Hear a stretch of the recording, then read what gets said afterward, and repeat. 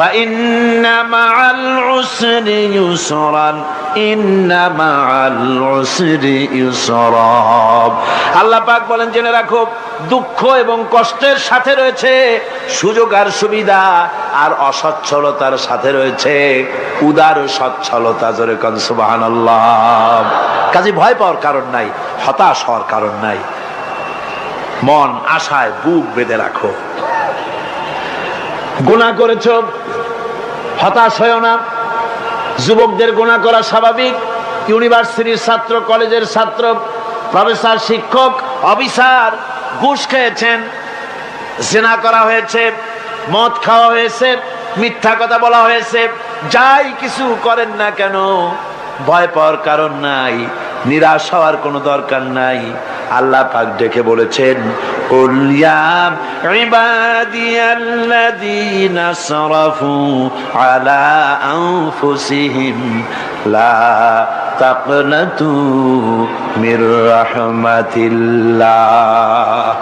আরে আমার আল্লাহর মতো এত ভালো আর কেউ আছে? এত দরদ আর কারো আছে? আমার আল্লাহ বলেন, ও নবী আপনি শোনায় দেন, হে আল্লাহর বান্দারা, তোমরা যারা নিজেদের উপরে বাড়াবাড়ি করেছো, নিজেদের উপরে জুলুম করেছো, অত্যাচার করেছো, আমি আল্লাহর রহমত থেকে নিরাশ হয়ে যেও না।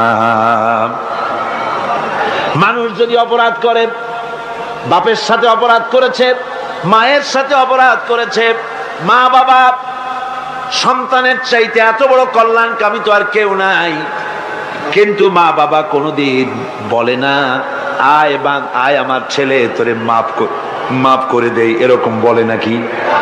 মন চায় ছেলে যদি মাপ চাইতো, খুশি হয়ে মাফ করে দিতাম, কিন্তু কেন যে আসে না, ডাকে না যে আয় মাফ করে দেই। মা বাপ আপনাকে এত ভালোবাসে, সেই মা বাপও আপনাকে বলে না যে আয় মাফ করে দেই।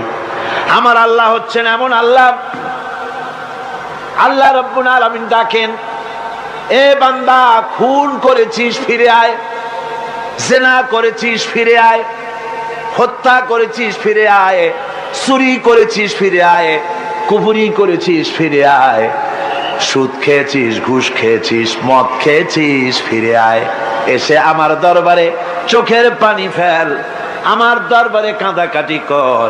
ইন্নাল্লাহা ইয়াগফিরুয যুনুবা জামিআ ইন্নাহু হুয়াল গফুরুর রহিম। আমার দরবারে চোখের পানি ফেলে কাঁদ, আমি রব্বুল আলামিন